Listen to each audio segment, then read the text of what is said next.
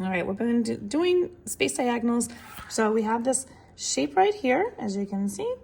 And what we're going to do is we're going to find the space diagonal of the bottom of it and then use the bottom to help us find the bottom to top back on that diagonal. So we're going to do two diagonals using right angles and right triangles in the Pythagorean theorem.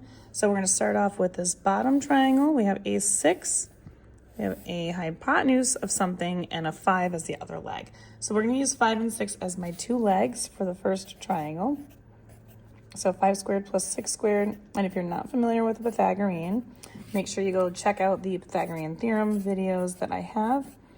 That will help you with understanding how to do these. This one, you add them together, you get 61. And I've had a couple of videos where that actually pops up as the answer. We want to do the opposite operation of squaring something, which is the square of something. That cancels the square out. And then we're going to have an approximate answer of the square root of 61. And second square is going to get me that. We just do 61. And we get 7.8. We are going to leave this to the nearest tenth in this case because this is a pretty long number. So we're going to go with 7.8 on this one. So that is the distance for the hypotenuse of this bottom triangle. So that is now that one. Now that I have that, we're going to use that as a leg for this other triangle that is shaded in. So we have this as a leg right here, and then we have this leg right here, and then we're going to find the hypotenuse of this triangle.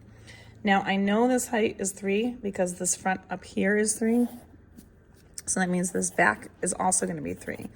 So that helps me, sorry about that, helps me with figuring out the other leg. So I've got a 3 square plus a 7.8 square, and it's going to equal c squared. So 3 squared is going to be 9.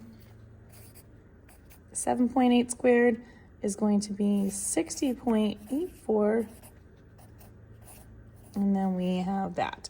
Adding these two together gives me 69.84 equals c squared. And then to get rid of the square here, we need to do opposite operation, which is square root.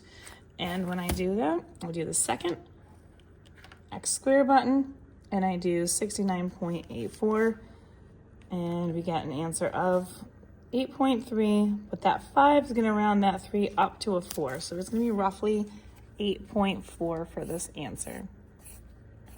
And we're talking about centimeters, so that is the measurement for that one. And if you want more questions like these, find them on my YouTube, Instagram, and TikTok at E1Algebra. All these are located in the playlist of Pythagorean Theorem. Don't forget to like, share, follow me for more, and save it for later, and I'll see you soon.